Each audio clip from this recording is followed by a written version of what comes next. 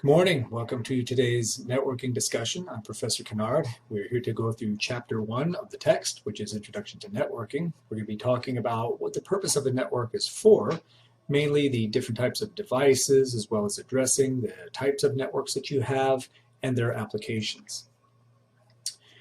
We use different terms in networking that you'll see throughout the course. So if you hear network services, you might also hear the term application. The purpose is a network is there to share different types of what we call resources. So a resource could be something as simple as a file or a printer. It could be a website. It could be an entire ERP system. So that we'll use the term resource as well as application.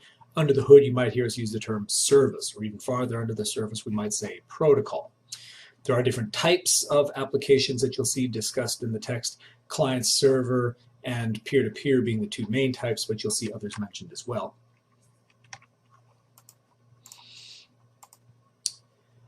So with client server, as you'll see in the listing, that's the dominant type of networks that we see today in terms of applications. As you see in the list, web, email, others that we'll get throughout the course. But you can see those are really the main types of applications that we find today. They're again referred to as client server. So in the slide here, you can see the internet, which some people confuse for being the web, but it's not the same thing. So the internet being the infrastructure, the series of connections of networks, the user is requesting a web page via a web browser. That's the software running on their machine known as the client, and then you have web server software running on the web server. We'll get more into that in the future chapters.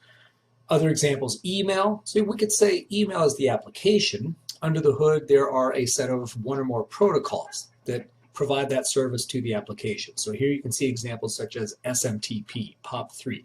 Lots of alphabet soup this semester. We'll get into all of them. File print, a little bit more basic, but that too represents a network application. If I want to make files available, devices such as printers available, then you need to make those resources available somehow on the network. That could be done in a fairly simple environment known as peer-to-peer, which is to say each system has something that it's sharing, a particular resource, and then the other machines are functioning as clients that are requesting the services on that particular machine. What you don't see in that slide is any mention of a particular server. So it's a little bit simpler of a setup. Over the long haul, it can get a little bit more complicated. So you can see in the slide there, it's simple for small networks. It's inexpensive because you don't need complicated server operating systems, but you can see the problems are it doesn't scale well. It doesn't grow as your needs change.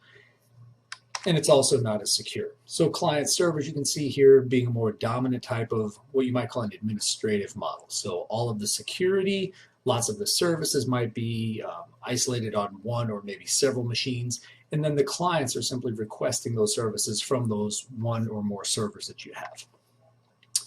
So NAS, a network operating system, that would be something like servers you can see on the slide, or Linux is a popular server operating system as well.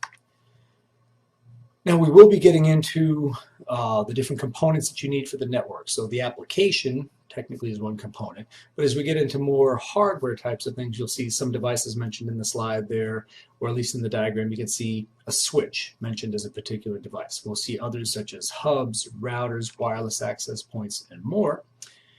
That diagram is also referring to a particular topology, sort of the design of the network. That physical topology, as you can see, is what's known as a star topology, sometimes called hub and spoke.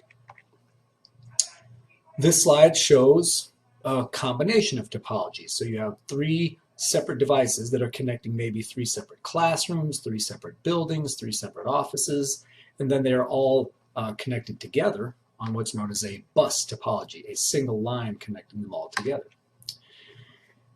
Larger types of networks, you might need other types of devices. So here you can see, in addition to switches, which are representing individual networks, all of those networks are then connected by one or more routers. Stepping back even farther now, so if we need to connect multiple networks together via ISPs or providers, you can see now there is what's known as a WAN link. So they're also mentioning you could have what's known as a metropolitan area network, which is typically within one particular city, municipal area, or wide area networks, which can really span the entire globe, but you need a provider to give you those kinds of connections. We'll spend a lot of time this semester discussing the OSI model. So it's broken up into 7 layers, as you can see here with the color coding.